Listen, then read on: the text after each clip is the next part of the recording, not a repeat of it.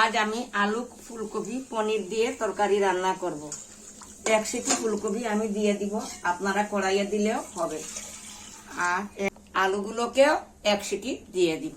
এই যে আমি 1 সিটি দিয়ে নামিয়ে নিয়েছি। এই দেখেন ফুলকপি।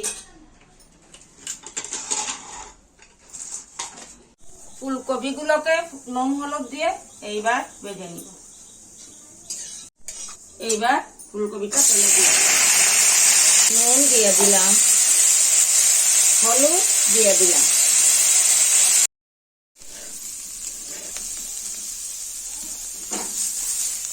এইভাবে আলুটাও ভেজে নিব।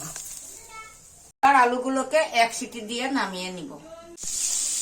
এই যে তেলে আলুগুলো দিয়ে দিলাম, এখন হলুদ দিয়ে দিলাম,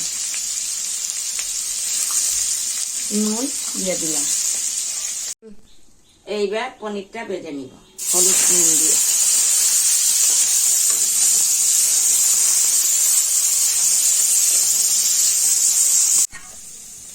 নুন হলুদ দিয়ে আলুগুলো ভেজে নেওয়া হয়েছে।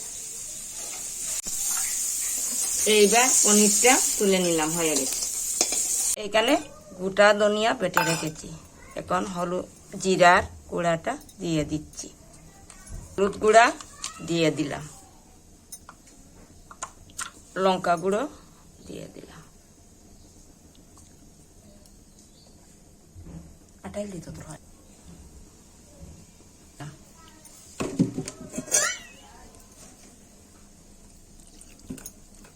জল দিয়ে বলছো না?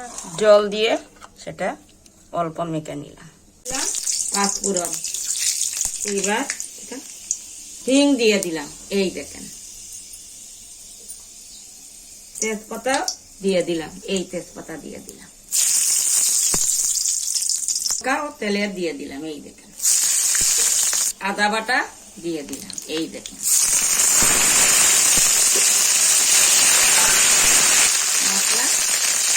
মশলাগুলো দিয়ে দিলাম।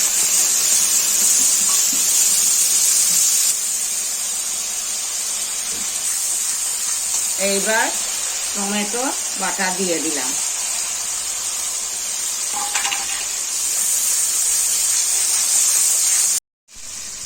আলুগুলো মশলাগুলো এইভাবে কষিয়ে নিলাম প্রায় 5 মিনিট।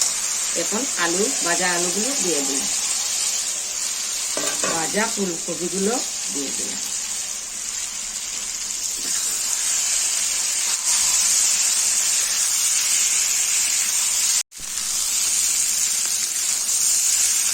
দেখুন কত সুন্দর কালার হয়েছে, মা যে রান্না করছে।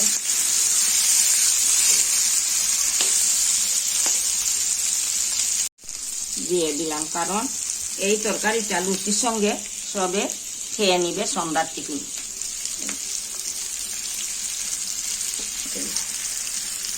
কাঁচা লঙ্কাও দিয়ে দিবেন। কাঁচা লঙ্কাও দিয়ে দিলাম।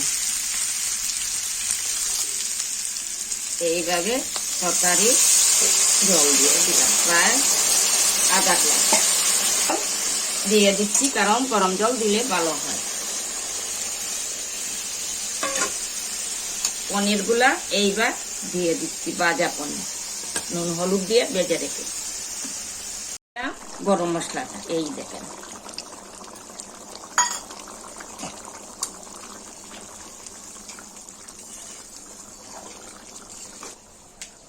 আমি অল্প ঘি গামলাতে দিয়ে দিয়েছি। এখন তরকারিটা নামিয়ে নিলাম।